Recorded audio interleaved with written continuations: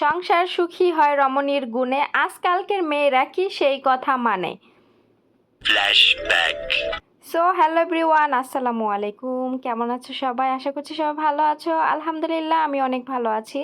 চলে আসলাম তোমাদের মাঝে নতুন আরেকটি ব্লগের মাধ্যমে। ব্লগটি ভালো লাগলে লাইক কমেন্ট শেয়ার করবে, আর আমার চ্যানেলটি অবশ্যই সাবস্ক্রাইব করে দিবে।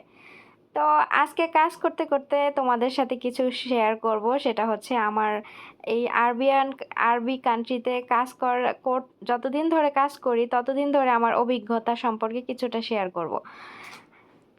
তো একটা সংসার কিন্তু রমণীর গুণেই সুন্দর হয়।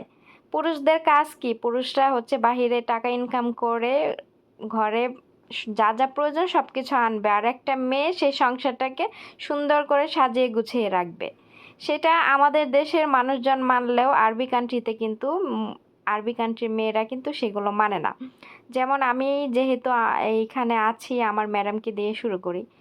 আমার ম্যাডাম এত পরিমাণে টাকা খরচ করে সে যদি শপিং করতে যায় তো তার চোখে যেটা ভালো লাগবে সেটা সে কিনবে। কেনার পরে সে এনে কিন্তু আলমারিতে রেখে দিবে, ব্যবহার করবে না। কিছুদিন পরে সেটা নতুন অবস্থায় জিনিসগুলো ফেলে দেয়। তো এমন প্রতিনিয়ত নতুন নতুন অনেক জিনিসগুলো ফেলে দেয়।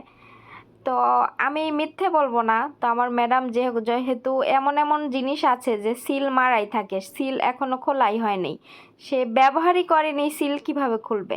তো সেই জিনিসগুলো সে ফালাই দেয়। আমি আসলে সত্যি কথা বলি, আমার এই জিনিসগুলো যখন সে ফেলে দেয় আমার দেখে খুব মায়া লাগে। আমার অনেক মায়া লাগে আসলে। আমি ভাবি যে টাকার প্রতি তাদের কোনো মায়া নেই। আর এরকম যারা করে তাদের সংসারে কখনো কিন্তু আয় উন্নতি হয় না। তো আমার বাসা দিয়ে ধরি, আমার বাসায় সব সময় একটা না একটা জিনিস নষ্ট হয়। যেমন 2 দিন আগে দেখলাম বাহিরে যে পানির ট্যাঙ্ক আছে ওইটা ভরে পানি পড়তেছে, ওইটা ফেটে গেছে, ওইটা ঠিক করতে হবে। তারপরে আজকে আবার আমি সকালবেলা আমি মাংস বের করতে গেছি, এখন দেখি মানে মুরগিটা মানে হয় নাই, বরফ হয় নাই, মুরগিটা মানে বরফ ছুটে গেছে। এখন আমি অনেকবার খুলে খুলে চেক করতেছিলাম, কিছুতেই মানে বরফ হচ্ছিল না। তো আমি কি করব, লাস্টে আমি যে আজকে রান্নার জন্য মুরগি 2টা বের করছি আর বাকিগুলো আমি অন্য একটা ফ্রিজে ট্রান্সফার করছি। আর এই ফ্রিজটাতে আমি একটু চেক করার জন্য এখানে আমি একটা মানে এরকম একটা বাটিতে আমি পানি রাখছি, যে এই পানিগুলো দেখি বরফ হয় কিনা। যদি বরফ না হয় তাহলে ফ্রিজ নষ্ট হয়ে যাবে। তো দেখেন, এই বাসাতে আমি একটার পর একটা জিনিস নষ্ট হচ্ছে, মানে কোনো জিনিসের এখানে মানে আয় উন্নতি তো নাই। মনে করেন যে আয় উন্নতি হবে কেন? একটা সংসার একটা মহিলার দ্বারাই কিন্তু পরিচালনা হয়, হ্যাঁ। তো সেই মহিলাই যদি সংসারে ঠিক না থাকে তাহলে সেই সংসারে আয় উন্নতি হবে কি করে? মানে আমি আরবি কান্ট্রির মহিলাদের কথা আর কি বলবো বলেন। ওরা থাকে এক জায়গায়, ওদের হাজবেন্ড থাকে আরেক জায়গায়।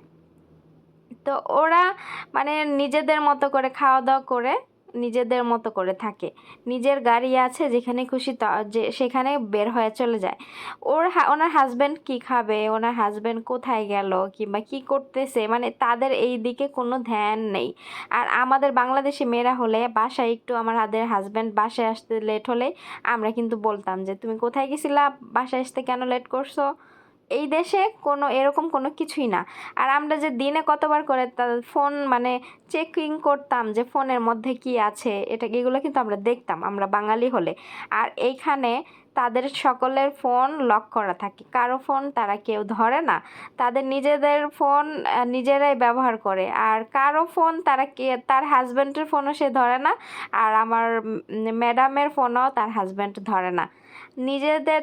তাদের নিজেদের গাড়ি আছে, যেখানে খুশি মনে চাচ্ছে চলে যাচ্ছে। তাদের হাজব্যান্ডের কাছে জিজ্ঞেস করার প্রয়োজন পড়ে না যে আমি ওইখানকারতে আমি ওই জায়গাটাতে যাব কি না যাব, অনুমতি নেওয়ার কোনো প্রয়োজন মনে করে না। তো এই জন্য আমি বলি যে দুনিয়াতে যদি সুখী কোনো মানুষ থাকে তাহলে তারা হলো আরবি কান্ট্রিতে যে মানুষগুলো আছে তারা সবচেয়ে বেশি সুখী। দেখেন, কর্মক্ষেত্র থেকে শুরু করে সকালবেলা যে তারা কাজে যায়, চলে আসে দুপুরবেলা। হ্যাঁ, দুপুর 1:30 বাজে তারা বাসায় চলে আসে। আর আমাদের বাংলাদেশে কি সকালবেলা যায়, সেই বিকালবেলা বাসায় আসে, রাত হয়, মাঝে মাঝে রাত 10টা বাজে। কিন্তু এই দেশে না, সকাল থেকে দুপুর পর্যন্ত ডিউটি, এটা পুরুষ মহিলা সবার ক্ষেত্রে। তো এরা সুখী হবে না তো কারা সুখী হবে বলেন তো? তো এই জিনিসগুলো আমি যখন ভাবি তখন আমার মানে আমি নিজেও অবাক হয়ে যাই যে এই দেশের মহিলাগুলো আসলেও এরকম। আল্লাহ হাফেজ।